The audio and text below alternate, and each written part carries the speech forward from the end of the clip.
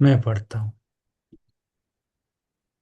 अनन्य चेतः सततं यो मां स्मरति नित्यशः तस्याहं सुलभः पार्थ नित्ययुक्तस्य योगिनः।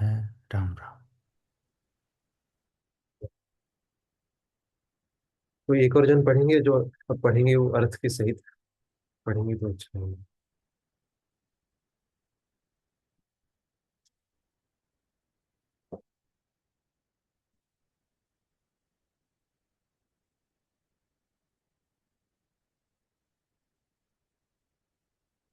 एक और जन कोई।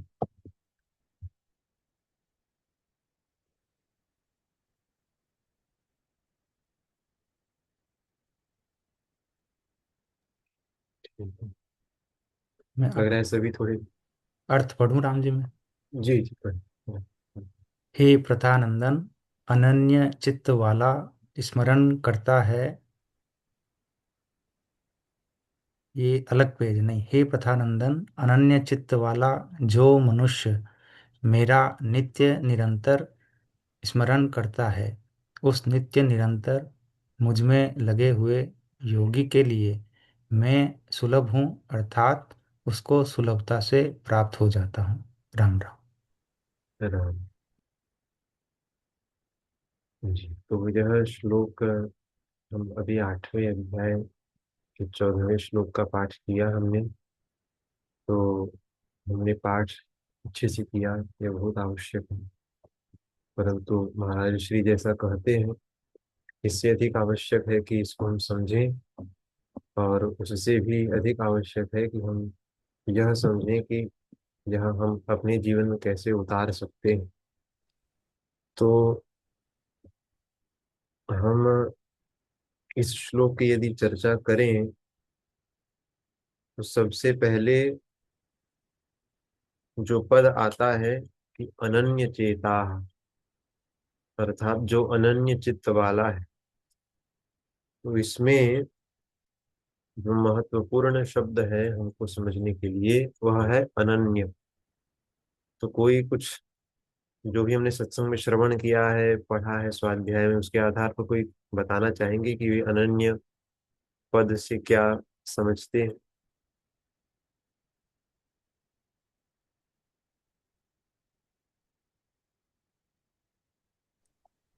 अनन्य मीन्स एक के प्रति समर्पण, एक। जी। हाँ और जी। कोई है? हाँ, ये है कि एक में निष्ठता पूर्वक किसी एक। जी। जी। जिसका किसी और अन्य में नहीं हो कुछ। हाँ, तो अन्य में नहीं है तो इसमें मतलब अन्य क्या है, और जो हम मतलब जो हमारा चिंतन का विषय है वह क्या है इस परिप्रेक्ष्य में। फिर आगे प्रश्न यह आएगा ना, क्योंकि अनन्य मतलब तो हो गया कि अन्य किसी में नहीं, तो अन्य क्या है और हमारा स्वयं का क्या है। जी अमृतानंद भाई। एक प्रश्न आया इस चीज पे, जो भाव तो यही था कि अनन्यता मतलब एकनिष्ठ होना, बट क्या अनन्यता का मतलब ये भी है कि द्वंद ना होना? जी। द्वंद्व अर्थात आप बात कर रहे हैं राग द्वेष इत्यादि द्वंद्वों की। नहीं, जिसमें एकनिष्ठ है वहां से भी दो तरह के भाव ना हो, द्वंद ना हो। उदाहरण से समझाएंगे? जैसे द्वंद का मतलब मैं समझता हूँ कि आपके मन में दो अलग अलग प्रकार के ऑपोजिट डायरेक्शन के भाव चल रहे हो। जी। तो जैसे कि एकनिष्ठ हो तो आप कहीं एक हाँ तो जगह। वो नहीं हो सकता जी, तो हाँ, वह संभव नहीं। हाँ, यही हाँ। दूसरा था, तो उसका मतलब है द्वंद नहीं होना चाहिए। हाँ। ठीक, धन्यवाद। तो अनन्य चेता मतलब यहाँ पर, जैसे कि पिछले सप्ताह भी चर्चा हो रही थी, तस्मात् सर्वेषु कालेषु मामनुस्मर युध्य च। इसमें चर्चा यह हो रही थी कि भगवान ने कहा कि सभी कालों में मेरा चिंतन करते हुए युद्ध युद्ध करो, अपने अपने कर्म में प्रवृत्त हो। तो उसी बात की ओर इंगित करने वाला यह पद है कि अनन्य चेता, कि हमारा चित्त जो है वह, हम चाहे जिस भी कार्य में लगे रहें शरीर से, परंतु चित्त हमारा भगवान में ही लगे। तो इसके बारे में तो हमने विस्तृत चर्चा पिछली बार की थी।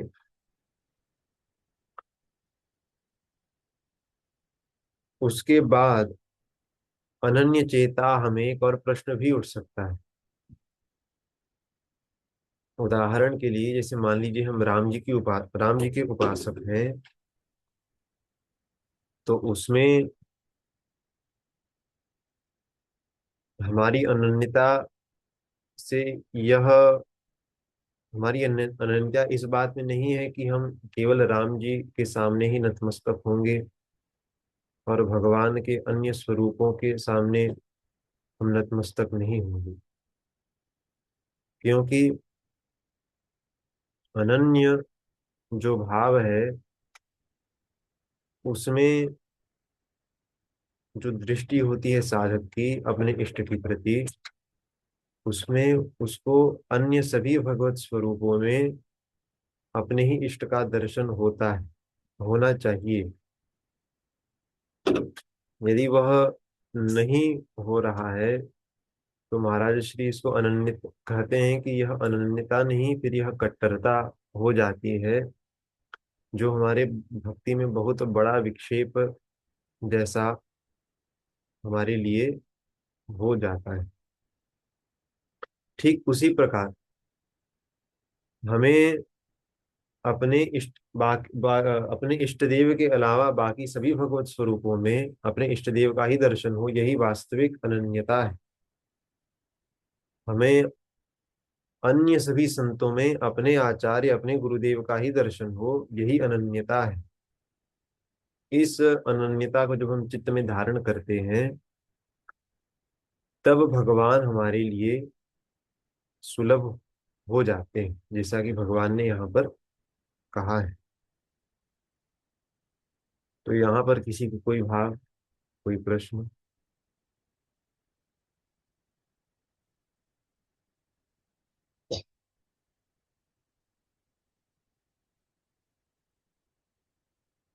नहीं। ठीक है। तो आगे यदि हम देखें, अनन्य चेता सततम यो माम स्मरति नित्यशः तस्याहम सुलभः पार्थ नित्य युक्तस्य योगिनः। अब जो इस श्लोक में एक और बहुत ही महत्वपूर्ण पद है जो ध्यान देने योग्य है, वह है जी रवि जी, राम जी। राम राम।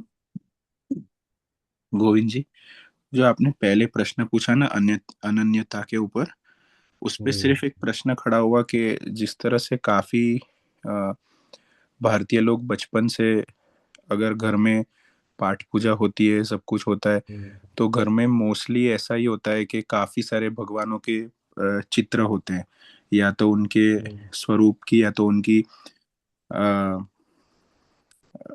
छवि ये होती है, या तो मतलब उनकी उनकी मूर्तियां होती हैं। तो अगर आपके घर में बढ़ते बढ़ते ऐसा हो कि चलो भाई भोलेनाथ जी के मंदिर में भी जाते हैं, कृष्ण भगवान के मंदिर में भी जाते हैं, और माता जी के मंदिर में भी जाते हैं, और जब फिर तुम कोई एक एक एक रास्ता पकड़ते हो जहाँ पे तुमको भगवान को प्राप्त करना है, तो तुमको कैसे हम्म। पता चले कि तुम्हारे इष्ट देव कौन है? और कैसे पता चले कि जब तुम वो प्रार्थना कर रहे होते हो भगवान की, तो अचानक कभी बचपन की याद आ जाती है कि अरे मैं भोलेनाथ जी के मंदिर भी जाता था, तो अभी श्रावण चल रहा है। तो वो कैसे आइडेंटिफाई करने का कि हमारा इष्ट देव कौन है और हम किस तरफ चढ़े? क्या गुरुजू बोले वो मान लेने का, या तो फिर कोई एक अलग माध्यम भी होता है?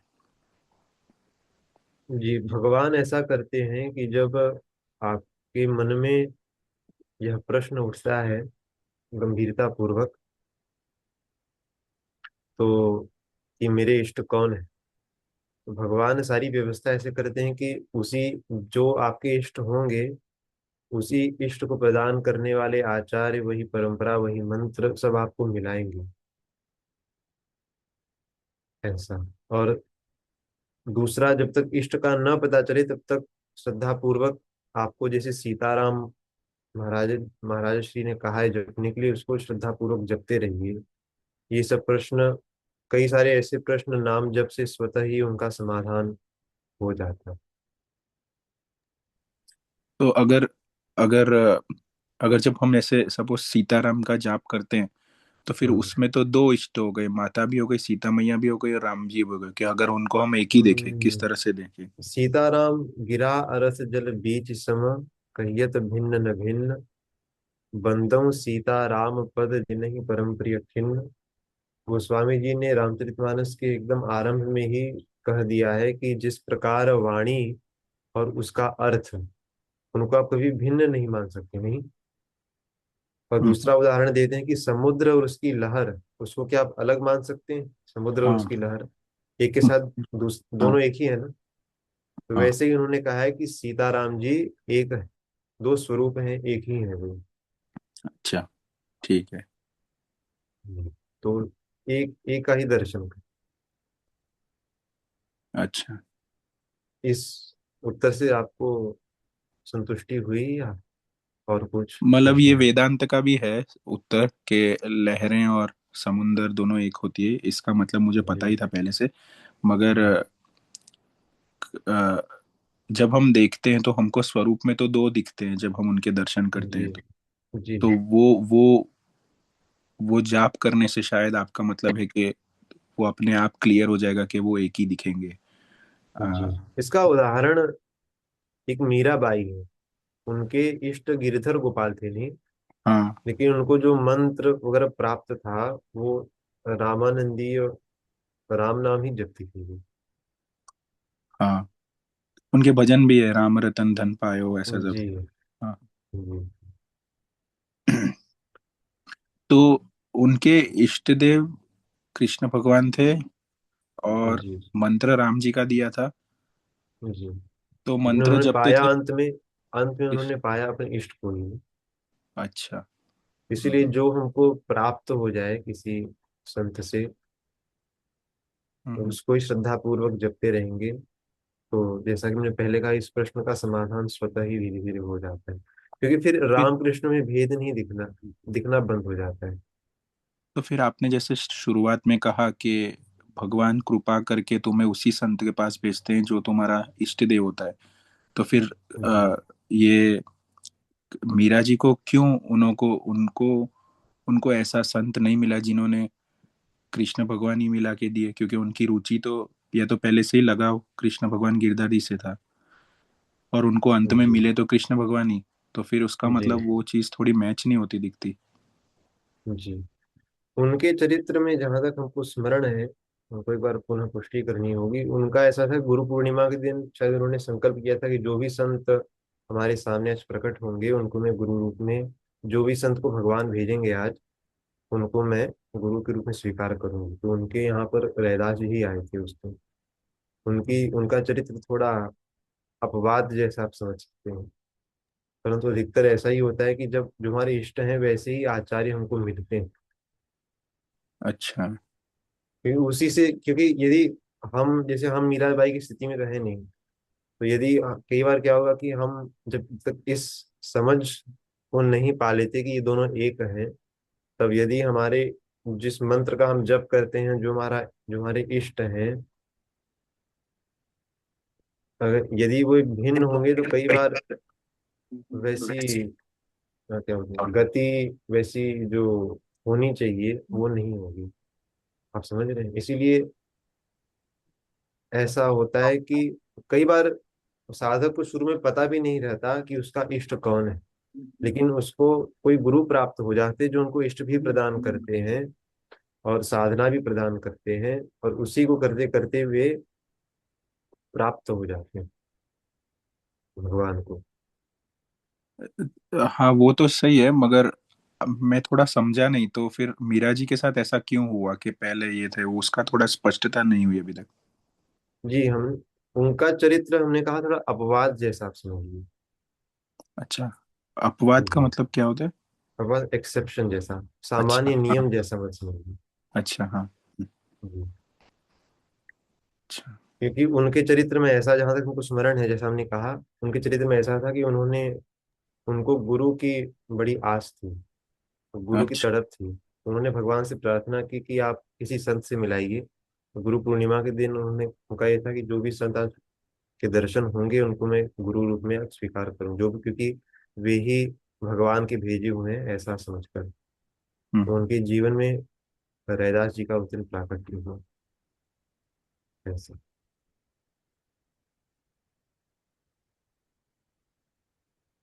तो वो जब जाप करते थे राम जी का ही, तो जी फिर गिरधरी जी के अंदर समर्पित कैसे आ सकता है? मतलब हृदय से उन्होंने गिरधरी देखा राम जी में?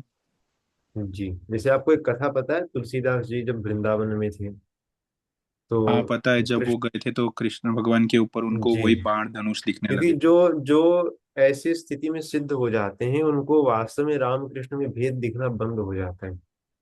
तो वे हाँ। राम कृष्ण हैं और कृष्ण राम है, इसको समझ जाते हैं। हाँ, तो अगर हम इसको इस दस, आप जो बोल रहे हैं वो समझ पड़ा मुझे, बट फिर वहां पे ये प्रश्न खड़ा हो रहा है कि जिसको गुरु माना और उसने जो इष्ट देव का नाम दिया, फिर उसकी उल्लंघन ना हुई? क्योंकि उन्होंने तो अपना गिरधर ही पकड़ के रखा। उल्लंघन नहीं हुआ, क्योंकि उनके मन में यह दृढ़ था कि जो राम है वही कृष्ण है, जो कृष्ण वही राम है। गुरु जी ने दिया था राम नाम, तो हमने राम नाम ही जपा, तो उल्लंघन कहाँ से हुआ। क्योंकि हृदय से तो कृष्ण भगवान के साथ ही कनेक्टेड थे ना, इसलिए मतलब उनकी छवि से, जो कि अगर हम बहुत तत्वों को जानने देखेंगे तो ये कोई प्रश्न उत्पन्न ही नहीं होंगे, क्योंकि वो जी परम ब्रह्म का ही स्वरूप है, चाहे राम जी हो या कृष्ण भगवान हो। तो सब प्रश्न जी। शांत हो जाते हैं। बट अगर हम भौतिक स्तर पे नीचे आते हैं, ट्रांजेक्शन लाइफ में आते हैं, तो आम आदमी को ये प्रश्न खड़े होते हैं, तो वो उसको किस तरह से शांत करने का? कि अपने, कि क्यों मीराबाई, हाँ। क्योंकि जैसे हमने कहा मीराबाई सिद्ध अवस्था की है, वो तत्व रूप से, जो आपने कहा ना, तत्व रूप से देख रही है। हाँ। हम प्रायः भी उस रूप से देखते हैं। अच्छा। ठीक है। असल में ऐसा है कि कोई, इन तरह के प्रश्नों में कोई एक चीज कभी नहीं होता। हाँ। जैसे कि गोस्वामी जी ने एक जगह कहा है कि राम जी की कृपा के बिना सत्संग नहीं मिलता, और दूसरे स्थान पर कहा है कि अपने पुण्यों के, अपने पुण्य जो बहुत होते हैं तब सत्संग मिलता है। तब किसको सही मानोगे। पुण्य कराने वाले भी राम जी हैं, तो देखने जाओ तो अंततः कृपा होती है, बट कृपा माध्यम के थ्रू होती है शायद। जी। लेकिन क्या सभी लोग जिनको सत्संग मिला है, क्या सभी लोग बहुत पुण्य किए हैं, ऐसा भी आवश्यक है। कुछ लोगों को भगवान अनायास ऐसे ही किसी माध्यम से दिला देते हैं।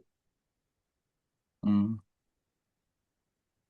मतलब ये क्वेश्चन तो थोड़ा ऐसे पैराडॉक्स सिचुएशन है, क्या बोले, कर्म है कि कृपा है? जी। हाँ। इसमें अंत तो गत्वा तो सब कुछ भगवान की कृपा ही है, हाँ। यदि एक दृष्टि से देखने चले। लेकिन कई बार शास्त्रों में ऐसी बातें हैं, जैसे आपको यह भी सुनने को मिलेगा कि भगवान गुरु को भेजते हैं। कहीं कहीं ऐसा होता है कि साधक गुरु को ढूंढता है। हम्म। नहीं,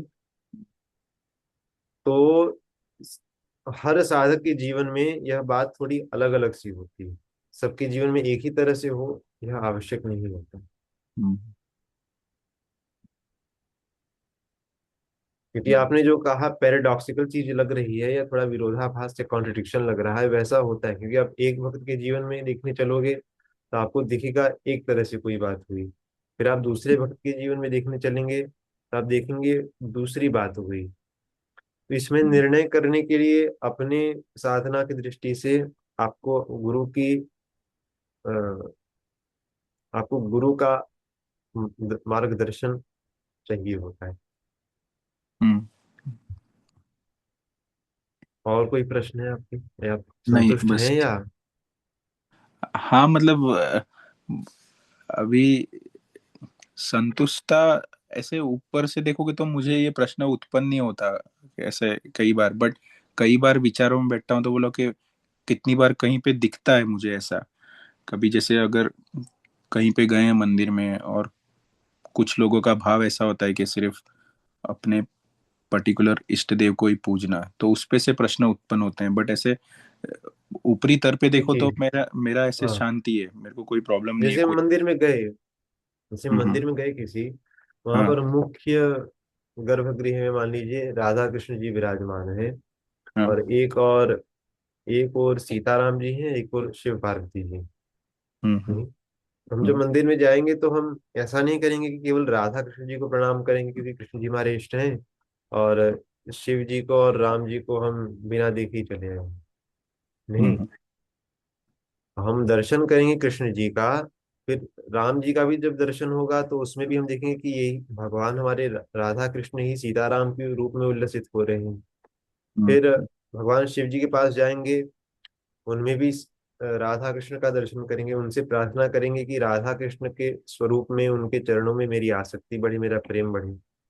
आप समझ रहे हाँ हैं? तो हाँ। हाँ, आपका आपका ध्यान किस ओर केंद्रित है? आपका ध्यान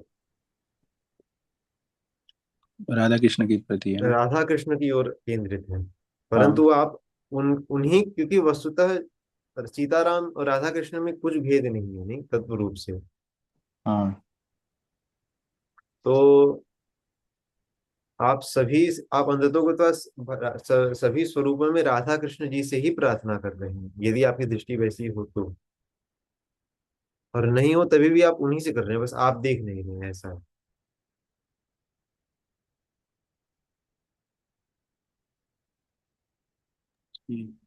जी समझ गया। वो इसका जो आप बता रहे हो उसका उदाहरण उस दिन गुरुजी ने 7वें दिन में भागवतम के वो जो अमृत चढ़ने वाला जो एपिसोड था, उसके अंदर भी कहा था, जब सब देवता लोग भोलेनाथ जी के पास जाते हैं और सदा शिव की पास जाते हैं और प्रार्थना हम्म, करते हैं, और वो परम ब्रह्म की ही प्रार्थना करते हैं जैसे गजेंद्र मोक्ष ने की थी।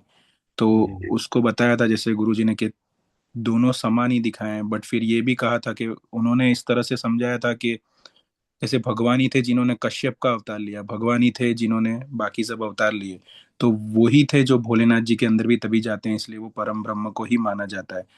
तो मैं सही समझ रहा हूँ, आप ऐसा ही कहना चाह रहे हो शायद। जी। हम्म। आप संतुष्ट हैं? आप संतुष्ट हाँ नहीं रहेंगे फिर हमें हाँ, भी मैं अच्छा संतुष्ट नहीं हूँ। हाँ लगेगा। हाँ। हाँ जी हाँ, बिल्कुल हाँ। ठीक। किसी और कोई प्रश्न?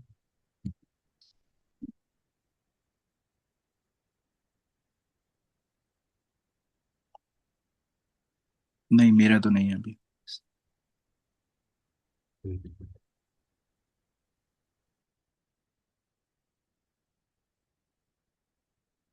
तो हम चर्चा करने जा रहे थे नित्य युक्तस्व, इस पद की चर्चा। तो यहाँ नित्य युक्त में एक है नित्य और दूसरा है युक्त। तो नित्य मतलब जो हमेशा, और युक्त मतलब जो भगवान में लगा हुआ है। तो भगवान में लगा हुआ कोई व्यक्ति है, तो उदाहरण के लिए ये समझें कि हमको क्या कभी याद करना पड़ता है कि हम, मेरा नाम यह है? नहीं याद करना पड़ता। क्यों? क्योंकि हम अपने नाम में नित्य युक्त हैं। कोई हमको आधी रात में भी जगाएगा हमारे नाम से, गहरी नींद में से भी उठकर हम जगकर बोलेंगे बताइए क्या करना है। नहीं, क्योंकि हम अपने नाम में नित्य युक्त हैं। उसी प्रकार यहाँ पर स्वामी राम सुखदास जी महाराज ने कहा है हमारा नित्य संबंध क्या है, कि मैं भगवान का हूँ और वे मेरे हैं। इस संबंध का सतत स्मरण जिसके चित्त में है, स्मरण अर्थात हमको करना ना पड़े, यह बात जिसके मन में बैठ चुकी है, उस व्यक्ति को भगवान ने यहाँ पर नित्य युक्त कहा है। उदाहरण के लिए, जैसे अमुक हमारी माँ है, अमुक हमारे पिताजी हैं, अमुक हमारे भाई, अमुक हमारी बहन है, आदि। ये जो संबंध है, ये इनका हमको बार बार चिंतन करना पड़ता है। ये स्वतः हमारे चित्त में विराजमान है। ये सब स्वतः हमारे चित्त में ही बैठे हुए हैं, नहीं, इनके बारे में कुछ सोचना नहीं पड़ता है। चाहे जो भी काम करते रहेंगे, इनका इनकी जो हमारे चित्त में स्थिति है इन बातों की, वह सतत बनी रहेगी। तो ठीक उसी प्रकार भगवान के साथ हमारा जो नित्य संबंध है, वास्तविक जीव का जो संबंध है, जीव और परमात्मा का, जीवात्मा परमात्मा का, उस बात को जिसने अपने चित्त में धारण कर लिया है, उसको भगवान कहते हैं वह नित्य युक्त है, और उसके लिए मैं सतत सुलभ हूं। क्योंकि भगवान वस्तुतः, जैसे कि महाराज श्री ने कई बार कहा है, और हमें लगता है गोष्ठी में ये पिछले कई बार से यह बात उठ रही है, कि भगवान वस्तुतः कहीं दूर नहीं। भगवत प्राप्ति की बात जो है, एक दृष्टि से भगवत प्राप्ति हमको करनी नहीं है। क्यों? क्योंकि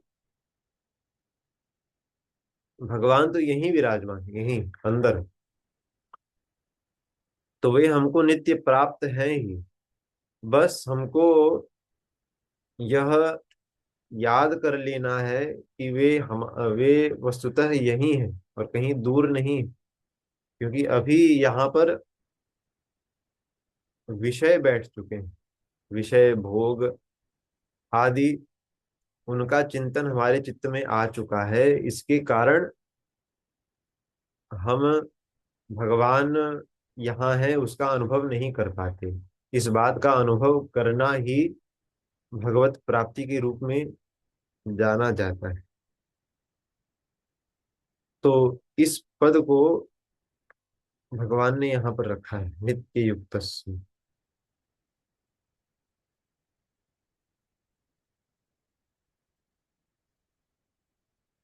और एक और बात यहाँ पर, यदि हम पिछले श्लोकों को देखने चलेंगे, तो उसमें भगवान ने बताया है कि मृत्यु के समय पर, क्योंकि भगवान ने 8:5 में कहा कि अंत काले च मामेव स्मरण मुक्त्वा कलेवरम, उन्होंने कहा कि जो अंत काल में मेरा स्मरण करेगा वो मुझे प्राप्त होगा। तो उसमें उसके बाद भगवान ने यह कहा है कि साधक को किस विधि से मेरा स्मरण अंतकाल में करना चाहिए। तो उन्होंने कहा है कि सर्वद्वाराणि संयम्य मनो हृदय निरुद्ध च आदि, 8:12 8:13 में किस प्रकार अपने प्राणों को अपने मूर्धा में यहाँ ले आकर फिर प्राणों को निकाल दे आदि। पहले प्राणों को यहाँ भ्रिकुटी के बीच में ले आना होगा, भ्रुवोर मध्य प्राणमावेश्य सम्यक। उसके बाद कैसे प्राणों को योग बल से मेरा स्मरण करते हुए वह निकाल ले इस शरीर से, और मुझको प्राप्त हो जाए। ये भगवान ने विधि बताई। परंतु इनमें जो जिस बात की मुख्यता है, वह है कि हम अपने प्राणों के ऊपर, जो हमारी प्राण वायु है उसके ऊपर पूर्ण अधिकार हो, तभी तो अंत समय में उसका नियंत्रण कर पाएंगे। अंत समय में, अंत काल में बहुत कष्ट होता है। जैसा कि हमने सत्संग में कई बार श्रवण किया है कि ऐसा कहा जाता है कि शायद 42,000 बिच्छू ये एक बार काटे साथ में, जितनी पीड़ा होगी उतनी पीड़ा मृत्यु के समय पर होती है। क्योंकि जनमत मरत दुसह दुख होई, ये रामचरितमानस में भी कहा गया है। तो वैसी वैसी पीड़ा में भगवान का चिंतन हो भी सके, और उसके ऊपर उस स्थिति में भी प्राणायाम के द्वारा अपने प्राणों को धीरे धीरे करके निकाल कर, अपने शरीर से निकाल कर भगवान को प्राप्त हो जाना, यह तो हमारे जैसे लोगों के लिए असंभव जैसी ही बात है। परंतु यदि यह जो भगवान के साथ हमारा नित्य संबंध है, जो हमेशा था, हमेशा है और हमेशा रहेगा, इस संबंध का जो इस संबंध का स्मरण हमारे चित्त में बैठ जाए, मतलब इस संबंध को हम सत्य मान लें और वह हमारे चित्त में प्रतिष्ठित हो जाए, तब उसके पश्चात हमको वही फल मिलेगा जो उस योगी को होता है, क्योंकि वह योगी भी भगवान का ही स्मरण करते हुए अपने प्राणों को धीरे धीरे अपने भ्रिकुटियों के बीच में ले जाता है। परंतु जो साधक है वह इस प्राणायाम के बिना ही यदि भगवान के साथ अपने अपने नित्य संबंध का स्मरण करते हुए प्राण छोड़ता है, तो फिर वह भी उसी फल को प्राप्त होता है। ऐसा भगवान का यहाँ पर वचन है।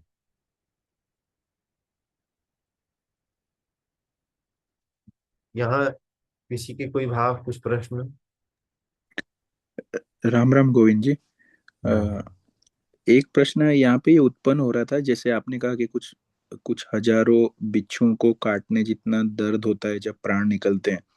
तो हम्म, ऐसा भी कितनी बार सुना हुआ है कि कितनों के प्राण नींद में ही चले गए, और ऐसे माना जाता है वो अच्छी हाँ मृत्यु है, उनको कोई पीड़ा नहीं हुई, वो शांत से निकल। तो उस चीज को किस तरह से समझने का? जी। नींद में ही चले गए, लेकिन जब उनके प्राण छूटे तो प्राण निकलते समय पर तो कष्ट होगा ही उसमें। अच्छा, जी। यानी कोई भी अवस्था में जाए अगर प्राण, तो वो पीड़ा होगी ही उनको, ऐसा? जी। हमारी इंद्रियां हो सकता है वैसे ना हिल रही हो, लेकिन अनुभव तो होगा उस पीड़ा का, ऐसा शास्त्रों का वचन। तो जब जब और मरते समय स्मरण करके जा रहे हैं तो तब भी होगा? मरते समय पर, अगर भगवान का स्मरण चल रहा है और तभी प्राण निकल रहे हैं तो भी वो बिच्छुओं का दर्द होगा ही, कि फिर वो हाँ, होगा बट? शरीर शरीर पर पीड़ा आती है।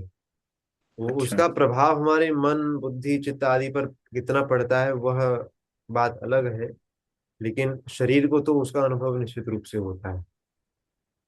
तो मतलब अभी शरीर। प्रश्न खड़ा हो रहा है थोड़ा, ये टेक्निकल माइंड से ऐसा बोल सकते हो, क्योंकि जी। यहाँ पे एक पैलिटिव नाम की केयर होती है जहाँ पे जो इंसान मरने के लास्ट अवस्था में होते हैं ना, हाँ। तो उनको वहां भेज दिया जाता है। मतलब कंफर्म होता है मेडिकली कि इनका कोई ट्रीटमेंट नहीं है, अभी ये मरने ही वाले हैं। जी। और उनकी वो प्रकार की उन लोग सेवा देते हैं उनको, कि उनको कोई भी पीड़ा ना हो। और उन लोग उनके पैरामीटर चेक करते रहते हैं, जैसे कि अगर वो लेटा ही रहता है, सोया ही रहता है, तो उसको कोई पीड़ा तो नहीं है। तो उन लोग वो पल्सिस और थोड़े जो ऐसे उनके पास डिवाइस होते हैं उससे चेक करते हैं कि इसको दर्द हो रहा है कि नहीं। और उस प्रकार के पेन किलर्स बहुत देते हैं, क्योंकि वहां पे भी ऐसा कितनी बार उनको पैरामीटर से पता चलता है कि इसको पीड़ा हो रही है, ये तो उन लोग खुद इंड्यूस कर देते हैं मेडिसिन उसके अंदर, कि उसको वो ना हो और वो प्राण छोड़ के जाए। तो फिर वो किस तरह से समझे? ऐसा लग रहा है कि वो भगवान की चीजों को विपरीत जा रहे हैं और पीड़ा मुक्त कर रहे हैं वो मनुष्य को मरते समय। या तो फिर ऐसे करे कि किस तरह से समझे इसको? मतलब मेरे को थोड़ा जी। पीड़ा सही जो टीच। होती है उस अ, इस बात की होती है क्योंकि हमारे प्राण जो है वो खींचे जा रहे हैं। जब जिस क्षण हमारा शरीर छूटता है, मतलब जो अंतिम सांस जिसको कहते हैं, वह वही क्षण है ना जिसमें जो यमदूत हैं वे हमारे प्राणों को इस शरीर से खींचते हैं। तो उस खींचने की जो पीड़ा है उसका वर्णन किया गया है, जो मरते समय पर, जो एकदम अंतिम क्षण पर। आप समझ रहे हैं? क्योंकि इस ठीक है। प्राण को खींचकर इस शरीर से उनको एक यातना शरीर में डालना होता है, उन प्राणों को। तो तो इसका मतलब तो ऐसा हुआ कि जब वो अगर कोई उत्तीर्ण हो जाता है जहाँ पे वो खुद अपने प्राण निकाल के जा सकता है, जिसे आपने हम्म। बताया अभी कोट करके, कि कृष्ण भगवान बताते हैं योगी पहले अपने प्राण को यहाँ लेके आता है आगे, फिर उसके बाद पीछे से निकाल सकता है। तो उसमें भी होगा ही उसको दर्द कि नहीं होगा, क्योंकि वो फिर वो खुद निकाल रहा है? जी, उस दृष्टि में भी उसको पीड़ा, शरीर छूटने पर पीड़ा होगी। जब यदि वह खुद से निकाल रहा है प्राणों को, उसकी पीड़ा उसको नहीं होनी चाहिए, क्योंकि उसका अपने प्राणों के ऊपर पूरा नियंत्रण है। तो वह हम्म। स्वेच्छा से ही अपने ही नियंत्रण से अपने प्राणों को निकाल रहा है और फिर वह लीन हो जा रहा है, ब्रह्मलीन हम्म। जिसको कहते हैं। तो उस अवस्था में चांसेस नहीं है होने के, यानी नहीं होगी? परंतु वो स्थिति हमारी नहीं। अच्छा, हाँ, हमारी तो नहीं है, हाँ, अवश्य। जी। क्योंकि हम प्राणों पर वैसा अधिकार हमारा नहीं, जैसा कि उन योगियों का होता है। हाँ, तो अगर आम इंसान की बात करें जो भगवान का नाम लेके रहे और अ, अपने जीवन में जिस प्रकार की अवस्था है उसकी उसमें संतुष्टतापूर्वक ठाकुर जी का नाम लेता रहे, राम जी का नाम लेता रहे और अंत तक उनका चिंतन रखता रहे, तो भी उसको पीड़ा होनी है, ऐसा समझ सकता हूँ कि नहीं हो भी सकता है। उसके शरीर पर पीड़ा होगी, लेकिन यदि वह इस नित्य संबंध का उसको अनुभव हो चुका है अपने और अपने भगवान के साथ, तो शरीर को पीड़ा का अनुभव होगा, लेकिन उसको कोई पीड़ा का अनुभव नहीं होगा। आप समझ रहे हैं? हाँ, मतलब वो जैसे साक्षी बन जाएगा, ऊपर हो जाएगा, उसको कुछ नहीं जी होगा। ठीक जी। है। ठीक है जी। राम राम। राम।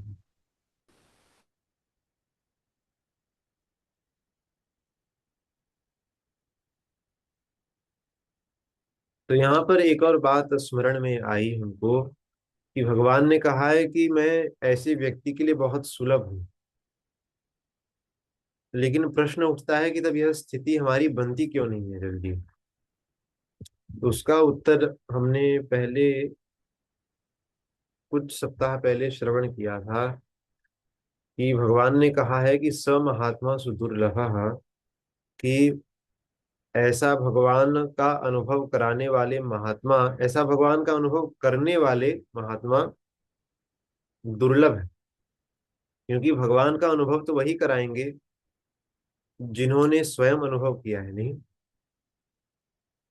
तो जब वैसे महात्मा हमको प्राप्त होंगे, तब इन सब चीजों का जो हमारे ऊपर प्रभाव पड़ेगा, जब ये सब बातें हमारे स्वतः के जीवन में उतरेंगी, तब भगवान हमारे लिए स्वतः सुलभ है। क्योंकि हमने यह भी श्रवण किया है सत्संग में, कि भगवान का मिलना कठिन नहीं है, परंतु उनको मिलाने वाले संत का मिलना बहुत कठिन है। यदि वो मिल जाते हैं तो फिर भगवान सुलभ हो ही जाते हैं जीव के लिए। तो यहाँ पर किसी कोई प्रश्न अथवा कोई भाव? आज सभी लोग बहुत शांत हैं, ऐसा लग रहा है कि प्रश्न थोड़े कम उठ रहे हैं।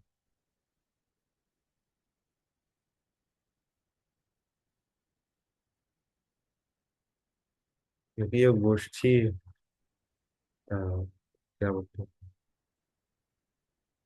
प्रश्नों पर ही आधारित रहती है, उसी से चलता है। राम राम गोविंद जी। राम अ, राम। मुझे एक प्रश्न उत्पन्न हुआ दिमाग में कि जी। पीड़ा शरीर तक ही होती है, उसके बाद की पीड़ा नहीं होती जब प्राण निकलते हैं तो, राइट? तो वो हाँ। अनुभव करता है साक्षी बन के। मगर ऐसा ऐसा कई बार शास्त्रों में कहा गया है कि जो स्वर्ग और नरक की बात बताई जाती है, वहां तो हम्म। हमारे पास शरीर नहीं होता, तो फिर वो किस हम्म। प्रकार की पीड़ा होती है? वहां दूसरी शरीर दी जाती है। हाँ वो। जैसे ही नरकों में जो शरीर, नरकों में जो भोग हैं, से उदाहरण के लिए लिखा है कि अब इतने हजार वर्षों के लिए इसको अग्नि में तपाया जाएगा।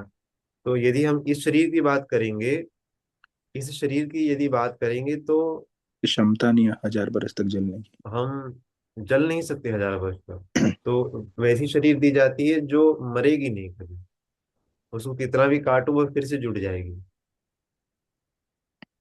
ऐसा होता है। तो अगर हम इस तरह से देखें कि जैसे पशु हैं और काफी सारे से जीव जंतु हैं जो बहुत गंदी जगहों पे रहते हैं, अगर हम उनको इन हम्म। दृष्टि से देखते हैं कि ये वो कर्म ही है उनके, इसलिए वो लोग ऐसे गंदी जगहों पे जन्म ले रहे हैं, तो फिर वहां पे ये प्रश्न भी तो उत्पन्न होता है कि भगवान फिर उनकी वो बुद्धि भी तो छीन लेता है, जहाँ उनको वो गंदा लगे उनको तो वो अच्छा ही लग रहा होता है, तो फिर वहां पे भोगना कैसे हुआ? मतलब सफरिंग कहाँ से आई? वो तो एंजॉय कर रहा होता है। उदाहरण देंगे? जैसे कि अ, बहुत सारे उदाहरण तो हैं, बट वो एक प्रहलाद जी की स्टोरी है जिसमें ऐसे बताया जाता है कि उसको अंत में भगवान खुद लेने आते हैं, तो वो बोलता है कि मैं नहीं जाना चाहता अभी, क्योंकि मेरे को मेरे राज्य की रक्षा करनी है और सबको ध्यान रखना है। तो भगवान बोलते हैं जाओ पूछ के आओ, को सबको मैं ले लेता हूँ वैकुंठ में। तो सब कोई नहीं आता उनके साथ, और फिर लास्ट में वो पिग होता है ना, जो सुअर, उसकी फैमिली और वो एग्री करते हैं आने के लिए। और फिर एंड में वो भी बोलता है कि वहाँ पे वो फिल्दी स्टफ मिलेगा, लाइक गंदी चीजें खाने को, और वो बोलता है नहीं वो तो नहीं होगा क्योंकि वो वैकुंठ है। तो फिर वो भी लास्ट में ना बोल देता है। तो उसमें एग्जाम्पल ये खड़ा होता है कि वो तो गंदगी में रहता है, उसको फिर भी वो अच्छा लग रहा है, तो वो वहां पे गंदगी में कैसे सफर कर रहा है, या कैसे उसको कह सकते हैं कि वो भोग रहा है, या तो नहीं, अपने भोग कर्म। केवल सफरिंग ही नहीं होता ना। भोग केवल सफरिंग, जैसे उदाहरण के लिए भोग अच्छा भी हो सकता है, किसी को सुख मिले। नहीं, कर्मों हाँ के मगर अगर उसको पता विशेष ही, संयोग बनते हैं, जैसे सॉरी कि सॉरी। ऐसे मान लीजिए कि हमने केवल पाप ही पाप नहीं किए हैं। हम्म। नहीं, हमने कुछ अच्छी चीजें भी की हैं, जैसे कि उदाहरण महाराज श्री देते हैं कि दो कुत्ते हैं। एक कुत्ते को भारत में गांव में जन्म मिला और एक कुत्ते को यहाँ अमेरिका में जन्म मिल गया, किसी के यहाँ पर। अब दोनों हैं कुत्ते उसी योनि के, परंतु एक को अधिक सुख मिलेगा, एक को कम सुख मिलेगा। नहीं, हम्म। दोनों में। तो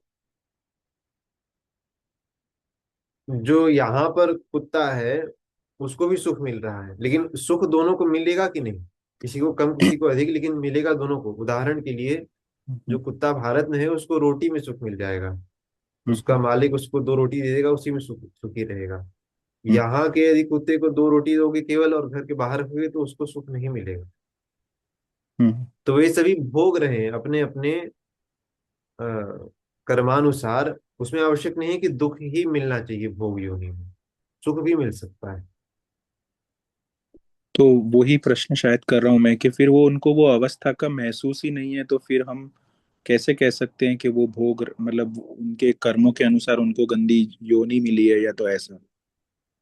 कष्ट है, कष्ट तो हो रहा है ना उनको, मतलब कष्ट है उनको, भले भले ही उन उसका अनुभव न हो रहा हो। जैसे उदाहरण के लिए हम सर्जरी करवा रहे हो, एनेस्थेटिक देकर उस भाग को हम सुला दें, तो जो वो शरीर का भाग है वो कट तो रहा है ना, वो नसें, वो मसल्स, उनको काटा तो जा रहा है। उसका अनुभव में उस समय पर न हो, लेकिन वो कष्ट हो रहा है कि नहीं? बट जो कष्ट उसका हम अनुभव महसूस भले ही, ही हो। जो कष्ट हम नहीं नहीं, महसूस ही नहीं कष्ट का कर रहे हैं। हाँ, दो अलग अलग चीजें हैं। नहीं, डैमेज हो रहा है कि नहीं वहां पर, हाँ डैमेज तो हो रहा है हाँ। उसका अनुभव हो पा रहा है कि नहीं? हाँ मतलब उसको पता चल रहा है, हाँ वो उसमें से बाहर नहीं, आएगा तो दिखेगा। नहीं। हाँ, एनेस्थेटिक के समय पर पता चल रहा है कि नहीं? हाँ। नहीं पता चलता ना, लेकिन हो तो नहीं। रहा है डैमेज। हाँ तब तो दिख रहा है उसको, हाँ। जी। तो उसी प्रकार यह, उसको उस समय पर भले ही अनुभव न हो रहा हो, लेकिन वो उस दुखद स्थिति में है कि नहीं? हाँ मगर अगर अगर हम मनुष्य के भाव में देखें, जैसे फॉर एन एग्जांपल एक परिवार है, अगर उसके बच्चे को कुछ तकलीफ हो रही है, या तो एक परिवार है उसके घर में कोई एक बड़े सदस्य को हो रही है, जिनके साथ जब लोगों का अटैचमेंट है बहुत सारा, जुड़े हुए हैं माया की वजह से उनसे, और उनको पीड़ा होती है, तो उस पास सारे परिवार को भी होती है और उस मनुष्य को भी होती है। और वो परिवार हर वक्त तकलीफ में ही दिखता है, और उनके चेहरे पे भी उदासी रखती है, वो लोग त्योहार भी नहीं मना सकते, सब कुछ प्रॉब्लम दिखता है। मतलब वो मेंटल लेवल पे भी सफर कर रहे हैं, और उसी को कहा जाता है सफरिंग। बट अभी जैसे आपने एनेस्थेसिया का बताया और जैसे प्राणियों का बताया, तो उसमें तो वो बुद्धि नहीं रहती उनकी कि ये सफरिंग है, वो लोग तो जी रहे होते हैं भाई, सब कुत्ते ऐसे हैं।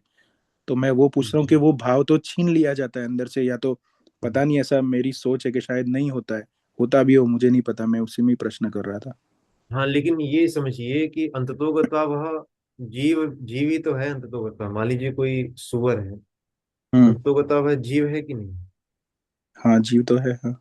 तो जीव जब तक उसको अपने लक्ष्य का ज्ञान न हो, लक्ष्य को प्राप्त न करे, लक्ष्य अर्थात जो उसका चरम स्थान है परमात्म तत्व, तब तक जीव तो सफर करता है कि नहीं?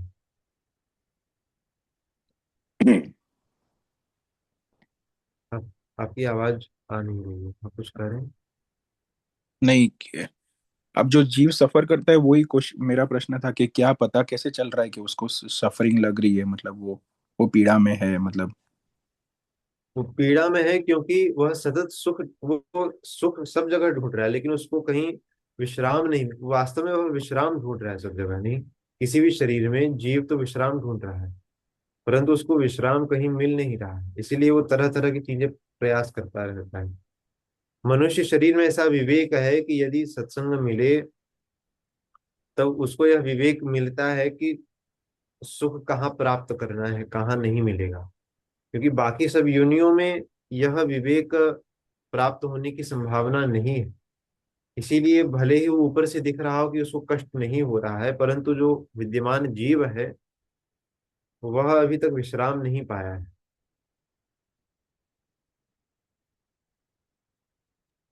आप ये, हाँ, मतलब इसके ऊपर कोई प्रश्न?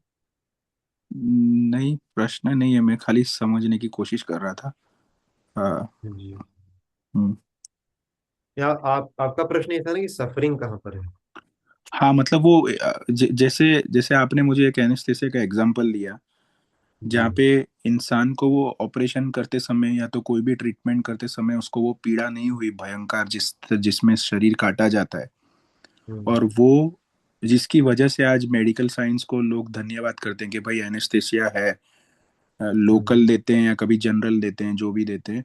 तो उससे उनको पता चलता है कि आज वो पीड़ा तो नहीं हुई ना, और हमारा ऑपरेशन तो हो गया ना, तो वो उसको थैंक्स बोलते हैं, कितनी बार धन्यवाद करते हैं उसका।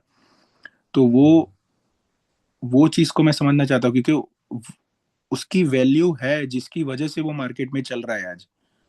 तो एक हाँ तरह से वो पीड़ा तो मनुष्य की हटा दी लोगों की। अगर एनेस्थेसिया नहीं होता तो लोगों को अगर कोई ऑपरेशन करना है तो उसको वो माध्यम से जाना ही है, चाहे एनेस्थेसिया नहीं होता तो भी जाना ही है उसको। जी।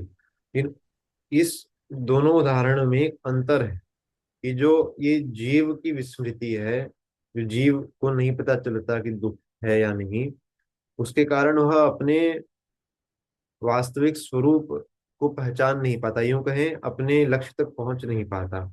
ये जो विस्मृति है उसके लिए बाधक है। आप समझ रहे हैं? जैसे कि हमको यदि यह स्मरण ही न हो कि हमको यह भास ही न हो कि हम अभी तक सुखी नहीं है, अभी हम तक विश्राम स्थान तक नहीं पहुंचे हैं, तो फिर यह हमारे विश्राम स्थान तक पहुंचने के लिए बाधक है कि नहीं? हाँ। हाँ, जी। है, ये बाधक है, हाँ। तो हाँ। फिर उस पे से तो वो ही हो गया ना कि सफरिंग मेंटल लेवल पे आ गई। सफरिंग मेंटल अर्थात कि सफरिंग जो है, यदि मैं साक्षी भाव में स्थित होऊंगा तो मैं ये देखूंगा कि सफरिंग मेरी शरीर को हो रही है, मुझे स्वयं नहीं हो रही है। अच्छा।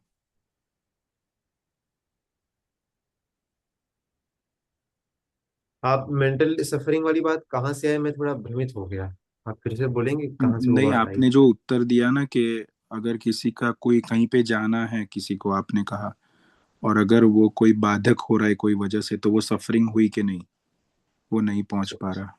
तो मैंने बोला कि वो तो उस कहीं पे पहुंचना है, तो वो आध्यात्मिक राह में पहुंचने के लिए बोला कि आपने कहीं पे पैदल चल के जाने वाला फिजिकल बोला। नहीं, आध्यात्मिक दृष्टि से हाँ, तो जो वो, चक्र चल रहा है उसका अंत करने करने के लिए। हाँ, तो उसमें वो सब ऐसे बाहरी रूप से तो नहीं दिखता कि वो मनुष्य को कहाँ जाना है, वो उसके उसके उसके अंतकरण में रहता है, वो विचारों में रहता है, राइट। और अगर उसको नहीं मिलता है तो उसको पीड़ा होती है, तो फिर उसको मैंने ऐसे कहा कि मेंटल लेवल पे फिर वो सफरिंग हुई ना, ऐसा बोल रहा था मैं। जी। और मुझे थोड़ा क्षमा कीजिएगा, मैं थोड़े इंग्लिश वर्ड यूज करता हूँ क्योंकि मेरे को हिंदी में वो नहीं शब्द नहीं, नहीं है। हाँ। कोई बात नहीं। तो और प्रश्न है आपके?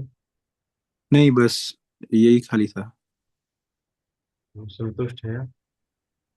हाँ, इस तरह से जी। कुछ हद तक संतुष्ट भी हूँ, और कुछ हद तक ऐसा है कि अभी तक वो समझ नहीं पड़ी मुझे, ऐसा बोलूंगा। हम्म। जी। हम्म। मतलब कोई बात नहीं, मैं शायद गुरुजी के और प्रवचन सुनूंगा तो उसमें क्लैरिटी आ जाती है कितनी बार मेरे को। जी। हाँ।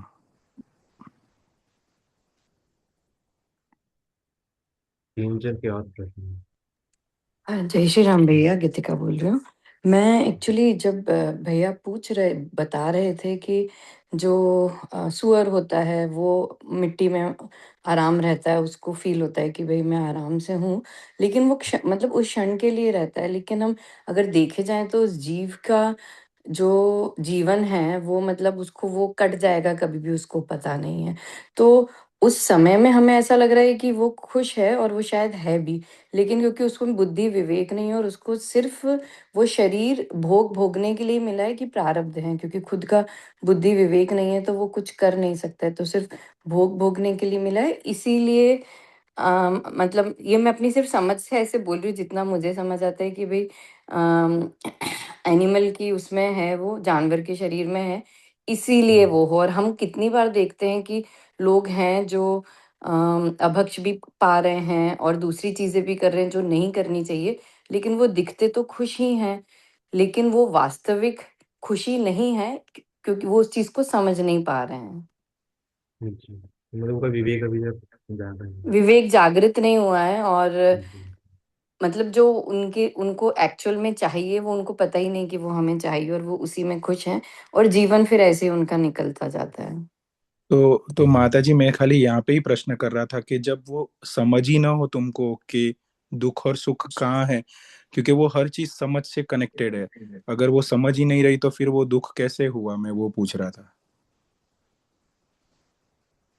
तो वो उस समय नहीं हुआ, लेकिन जैसे अगर मैं उसकी बात करूं कि उस पर्टिकुलर मतलब सॉरी, मगर मैं मतलब हमको मुझे लग रहा है कि ज्यादा समय इसमें मैं नहीं लूं, पर मैं अपनी सिर्फ अपनी समझ के हिसाब से बोल रही हूँ कि वो उस पर्टिकुलर पॉइंट ऑफ मोमेंट में लगेगा, लेकिन आगे क्या होगा वो उसको पता नहीं है करके, और वो शायद उसके लिए रेडी भी नहीं रह पाएगा कि मेरे साथ जो होने वाला है या जो हो रहा है वो सही है कि नहीं, क्योंकि उसमें बुद्धि और विवेक ही नहीं है। बट वो आप जो बोल रहे हो वो उस समय में उसको नहीं समझ आएगा, क्योंकि उसमें अभी वो विवेक ही जागृत नहीं हुआ है। अच्छा, ठीक है। भैया मेरा एक और इसमें था कि जी। जैसे आप बता रहे थे कि शरीर छूटते समय इतना दर्द होता है, और अगर कोई उस समाधि के लेवल पे पहुंचते हैं, जैसे कि मेरे को स्वामी जी का नाम याद नहीं आ रहा है, जो विवेकानंद जी के गुरु थे, उनकी। रामकृष्ण परमहंस जी। जी जी, रामकृष्ण परमहंस जी की, कि उसमें सुना था शायद महाराज जी के सत्संग में कि उनको, या फिर मैंने कहीं पढ़ा था कि उनको कैंसर था, और जब लेकिन वो समाधि की स्थिति में होते थे तो उनको उनकी पीड़ा नहीं महसूस होती थी, लेकिन जब वापस शारीरिक उस पे आते थे तो उनको पीड़ा होने लगती थी। तो इसमें ये प्रश्न जब मैं ये सब सुन रही थी तो इसमें था कि इंसान समाधि के उस पे जब स्तर पे चला जाता है और उस समय अगर वो शरीर छोड़ दे तो उसको फिर वो पीड़ा नहीं हो। और मुझे मन में ऐसा लग रहा था कि जैसे अगर कोई भगवत भक्त है जो भगवान को जिसने पा लिया है, वो अगर अगर शरीर छोड़ेगा तो शायद उनको वो पीड़ा नहीं होगी। जी, नहीं, क्योंकि जिन दोनों स्थितियों की आपने चर्चा की, चाहे ज्ञान मार्ग वाली चाहे भक्ति मार्ग वाली, उस समय पर जो जीव है वह अब मैं शरीर हूँ इसको भूल जाता है, उसको यह स्मरण रहता है कि मैं भगवान का हूँ। या फिर जो ज्ञान मार्गी है वह मैं सच्चिदानंद जीव हूँ, नहीं, अहम ब्रह्मास्मि, मैं ब्रह्म हूँ, इत्यादि जो भी चिंतन है। तो उस समय पर शरीर को पीड़ा हो रही है, लेकिन जब वह शरीर ही नहीं है, और तब फिर उसको पीड़ा नहीं होगी। पीड़ा हमको इसलिए होती है क्योंकि हम बोलते हैं कि मैं शरीर हूँ, या मैं ऐसा, मतलब हम समझते हैं ऐसा। यह समझ जहां पर खत्म हो जाती है वहां पर पीड़ा भी हमको नहीं होती, पीड़ा तो शरीर को होगी। बस बात है कि उन लोगों ने समझ लिया है और हम समझ नहीं पाए हैं उसको, ये अंतर है। जी जी भैया। राम जी, आपका एक प्रश्न है। दो जन। रोहित जी, आप पूछिए, आप पहले किए थे। जी रोहित भैया। जी आप। हाँ जी भैया, राम राम भैया। भैया मैं राम। वही रवि जी के प्रश्न पे ही एक गीता जी का श्लोक बता रहा था, जो 18 अध्याय 38 नंबर है। विषय इंद्रिय संयोगाद यत्तदग्रे मृतोपमम् परिणामे विषमिव तत्सुखम राजसं स्मृतम।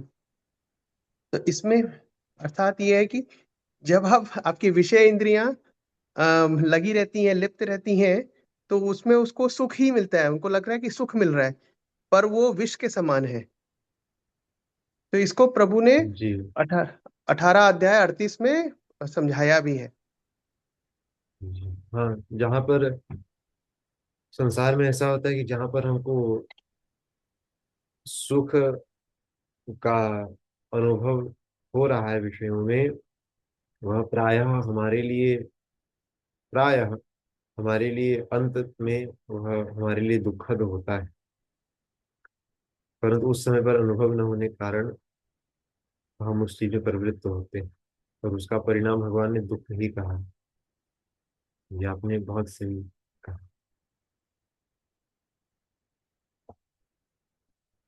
और अमृतानंद दास जी उत्तम श्वेता, दो जन के प्रश्न हैं जो भी कहना राम चाहिए। जी राम राम। राम। अ, जी, जो आज के श्लोक में आया, जो अंत में भगवान सुलभ की बात करते हैं, हम्म, तो बस इसमें थोड़ा चिंतन करना था कि जब सुलभ है तो वास्तविकता में जीवन में इतने उलझे हुए हमें वो सुलभ दिखते क्यों नहीं है? और ये सिर्फ योगी के लिए तो है ही, मतलब वो नित्य निरंतर उसमें लगे रहते हैं। लेकिन अगर हम एक आम जीवन की बात करें तो उसमें उनके लिए भी वो सुलभ ही है, तो हम्म। वो सुलभता क्यों नहीं दिखती? ये जैसे कि महाराज श्री ने कल एक बहुत प्रैक्टिकल उत्तर दिया था, भगवान के नाम का आश्रय लें, और जो हम कर रहे हैं वो इस दृष्टि से सोचें कि इसमें भगवान को प्रिय क्या है, नहीं जी, मतलब इसमें अपनी प्रियता को छोड़ दें, अपनी प्रियता को छोड़ दें एक, और भगवान के नाम का चिंतन करें, तो भगवान सुलभ, क्योंकि भगवान असल में भगवान ने कलयुग में अपने आप को अपने नाम के रूप में ही रखा है। आपको पता नहीं स्मरण है या नहीं, पिछले एक दो कुछ सप्ताह में शायद भागवत वाले सत्र में ही आया था कि भगवान त्रियुग में अवतार, तीन युगों में अवतार लेते हैं, जी, सत्ययुग, त्रेता युग और द्वापर युग। कलयुग में अवतार उनका नाम ही है मुख्य रूप से, बाकी है बुद्ध कल की आदि, परंतु मुख्य रूप से भगवान का नाम ही इस युग में भगवान है साक्षात। तो उनके नाम का आश्रय लेने से भगवान तो स्वतः ही सुलभ है। जी। धन्यवाद राम ठीक, जी। ये उत्तर ठीक है। जी राम जी, राम राम राम जी। राम। हाँ, एक और प्रश्न है अमृतानंद दास जी का। राम राम सभी को, राम राम गोविंद जी। मेरा प्रश्न था, जो आपने पहले बात बोली थी कि गुरु का मिलना ही मुश्किल है, तो उस चीज को मैं दो चीज समझना चाह रहा था। गुरु का जीवन में आना मुश्किल होता है, और गुरु का उसके बाद जो मिलना, मतलब आना और मिलना जरूरी नहीं है एक ही हो, तो इस चीज को कैसे समझें? आना मतलब किसी न किसी माध्यम से उनका हमको संपर्क प्राप्त हो गया। जैसे उदाहरण के लिए गोस्वामी तुलसीदास जी का संयोग कितने लोगों को प्राप्त था, बहुत लोगों को। परंतु यदि हम देखने चलें तो काशी में कितने लोगों ने उनका विरोध भी किया, और कितने लोगों ने उनकी कृपा का लाभ भी उठा लिया। तो दोनों प्रकार के लोग थे कि नहीं। तो वास्तव में जो मैं कह रहा था, एक आ गए, एक आना और एक मिलना। तो मिलना मतलब कि उनकी बातों का, उनके उपदेशों का, उनके संग का यदि हम लाभ उठा लें, मतलब उनका लाभ उठाना अर्थात उनके उपदेश को ग्रहण कर लें। और उनके उपदेश का सार यही है कि भगवान का भजन कीजिए, उनको प्राप्त कीजिए। इस बात में जो, इस उपदेश में जिस व्यक्ति ने अपने आप को लगा लिया, उसको वो महात्मा प्राप्त हो गए। और वो महात्मा प्राप्त हो जाने से भगवान सुलभ अपने आप हो गए। दुर्लभ यह है कि महात्मा का संपर्क, संयोग, दर्शन भी कई बार प्राप्त हो जाता है, परंतु उनकी बात को ले लेना यह बहुत ही कोई बिरला कर पाता है। इसलिए वहां पर कहा है कि समहात्मा सुदुर्लभ, और यहाँ पर तस्याहम सुलभ। उन उस बात को जो व्यक्ति ग्रहण कर लेता है, उसके लिए भगवान तो स्वतः ही सुलभ। यह उत्तर ठीक है। हाँ। रवि हाँ जी। ठीक है। हाँ। राम राम गोविंद जी। अ, एक प्रश्न है कि मैंने कई बार ऐसा भी सुना है कि साधक जब पक जाता है तो गुरु अपने आप आ जाता है। तो ये भी सही है कि ये गलत चीज मैंने सुनी है? जी, जब साधक पक जाता है, पकने की परिभाषा यहाँ पर होगी। पकने की मतलब सिद्धावस्था तो नहीं मान सकते। नहीं नहीं, मतलब उस वो उतने लेवल पे आ चुका है कि वो गुरु गुरु उसको मिल सकते हैं ऐसा। मतलब एक फर्स्ट लेवल बोल सकते हैं, जैसे कि बच्चा कैसे किंडरगार्टन के लिए जैसे रेडी हो हाँ जाता जी, है। जब वह भगवान के मार्ग पे चलने के लिए तैयार हो जाता है, हम्म। मतलब अपने जीवन को लगा लेने के लिए तैयार हो जाता है, अगर उसके मन में यह संकल्प आया हम्म। कि मुझे भगवान को पाना है, और हम्म। यह संकल्प उसके मन में बैठ गया, तो गुरु स्वतः मिल जाते हैं किसी न किसी रूप से। जैसे आरंभ में भी आपका जो प्रश्न था ऐसा ही कुछ था। तो हाँ इसमें उत्तर कई प्रकार के हो सकते हैं। देखिए, एक प्रकार से, एक दृष्टि से देखेंगे तो यह होगा कि भगवान के मार्ग पर चलाने वाला, यह संकल्प पैदा करने वाला ही गुरु है। यह भी एक दृष्टि से हम देख सकते हैं, नहीं कि हमको पता चला भगवान के बारे में किसी गुरु के माध्यम से। हम्म, दूसरा, दूसरी दृष्टि यह हो सकती है जो आप बता रहे हैं कि जब साधक पक जाता है तब उसको गुरु मिलते हैं। तो इसमें भी वही चीज मैं कहूंगा कि इसमें कोई एक ऐसा, क्या बोलते हैं कि ब्लैंकेट रूल जैसा हो, वैसा नहीं। हाँ आप समझ रहे हैं, हर हाँ। साधक के जीवन में, परिस्थिति में भगवान अलग अलग तरह से उसको अपनी प्राप्ति करवाते हैं। ठीक है। क्योंकि आपने मुझे उसका उत्तर तो दे दिया, जो मेरे को प्रश्न दूसरा उत्पन्न हो रहा था, क्योंकि मैं मीरा जी के बारे में पूछ रहा था कि वो तो काफी उत्तीर्ण थे भगवान की भक्ति में, और फिर भी उन्होंने गुरु क्यों मांगा। मतलब उसका भी प्रश्न का उत्तर मुझे पता है, बट अभी आपने जैसे ब्लैंकेट असल स्टेटमेंट। में हाँ, गुरु देखिए, गुरु का वर्ण यदि नहीं होता, तो उच्च से उच्च साधक के मन में भी जो सूक्ष्माभिमान है वह जल्दी गलित नहीं होता। हाँ और जब तक यह सूक्ष्म अहंकार बाकी रहता है, तब तक वह शरीर भाव से ऊपर, मान लीजिए साधक कई कई वर्षों तक योग मार्ग का साधक या भक्ति मार्ग का साधक जो भी मान लीजिए, उसने अपनी स्थिति बड़ी ऊंची उठा ली है, परंतु जो सूक्ष्म अहंकार रहता है कि मैं ये हूँ, मेरा यह मेरी यह उपाधि है, आदि आदि, यह गलित नहीं होती। यह एक जैसे कोई सांप है, बहुत समय से सोआ रहे अंदर कोठरी में, वैसे ही पड़ा रहता है। तो गुरु क्या करता है, उस सांप पर सीधा चोट करता है। आप समझ रहे हैं, तो क्या करता चोट है? करता है। चोट चोट, कर। उस पर चोट करता है, हाँ चोट। हाँ हाँ एकदम फटकार कर उठता है वो, हाँ और हाँ। फिर वह चला जाता है, उसका नाश हो जाता है। क्योंकि बहुत इतना अंदर पड़ा रहता है कि हम नहीं मिटा पाते स्वयं से उसको। सूक्ष्माभिमान गलित करने के लिए गुरुदेव ही है। ऐसा ही सत्संग में हमने श्रवण किया है, और संतों के जीवन में भी ऐसा ही प्रतीत होता है। मैं जहां भी सुना है, तो गुरु की शरण लेने से ही सूक्ष्म अभिमान का मिटना संभव हुआ है। हम्म।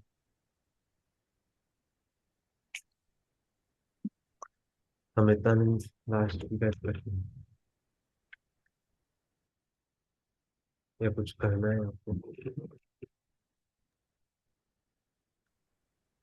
तो योगी लोग जब ध्यान करते होते हैं, जी क्षमा चाहता हूँ, शायद उत्तम श्लोक जी और अनंत्या जी को कुछ बोलना है, मैं बीच में बोल रहा हूँ या शायद। नहीं, नहीं मैंने नहीं। लोअर हैंड कर लिया, आप बोलिए। हाँ हाँ हाँ। तो जब योगी लोग ध्यान करते होते हैं तो उनमें भी वो रहता है और उनको गुरु की जरूर होती है, वो किस तरह से जी, समझे यहाँ पे? योगी भी तो गुरु के अधीन रहता है।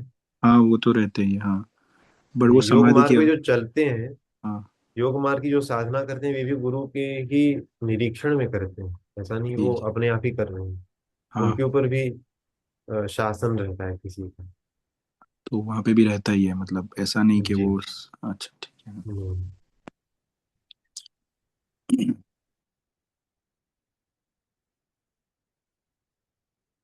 अ, उत्तम श्लोक दास जी, आपका भी आपका प्रश्न। आप कुछ कह रहे हैं अभी? राम जी, मेरा हो गया प्रश्न। अच्छा, आपका हैंड हाँ रेज है। जी। ठीक है। किसी और को कुछ कहना है, प्रश्न है? आज रवि जी की बहुत कृपा हुई, बहुत अच्छी चर्चा हुई। आप आते हैं ना हर बार? हाँ मैं कोशिश करूँ, मेरा थोड़ा स्वास्थ्य बिगड़ गया था, इसलिए अच्छा लास्ट अच्छा। सप्ताह नहीं आ पाया था मैं। जी। हम्म। जी, आपके आने से आज अच्छी गोष्ठी हुई। हाँ। आपका बहुत बहुत धन्यवाद, तो सभी का। हाँ, ठाकुर जी की कृपा है वो। जी।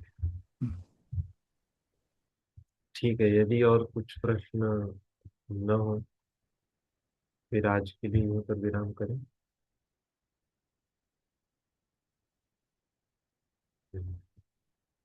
रिकॉर्डिंग बंद करें।